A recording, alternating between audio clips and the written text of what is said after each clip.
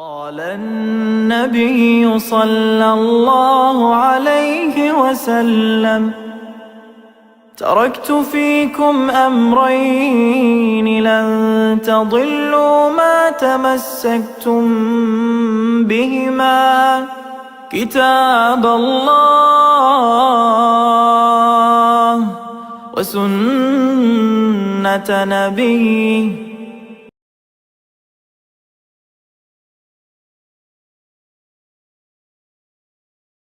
Wir müssen jetzt gleich Schluss machen. Ist hier jemand, der heute zu den Glücklichen gehören will, der den Islam annehmen will? Alle nach vorne kommen. Wer den Islam annehmen will, soll nach vorne kommen. Da ist einer. Allahu Akbar! Ist hier noch jemand, der Islam annehmen will? Noch einer, der dritte. Alhamdulillah. Allahu Akbar!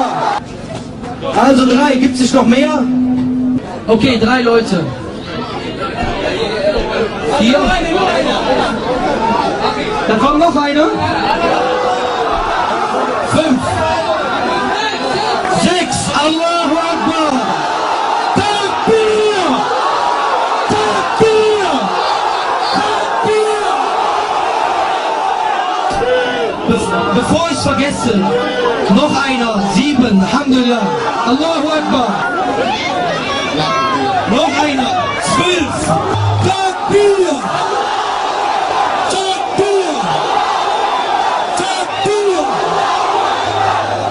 12. 1, 2, 3, 4, 5, 6, 7, 8, 9, 10, 11, 12, 10, 14, 15. Okay. Okay, dann kommt noch einer. 16. 16. Wir sagen alle schneller.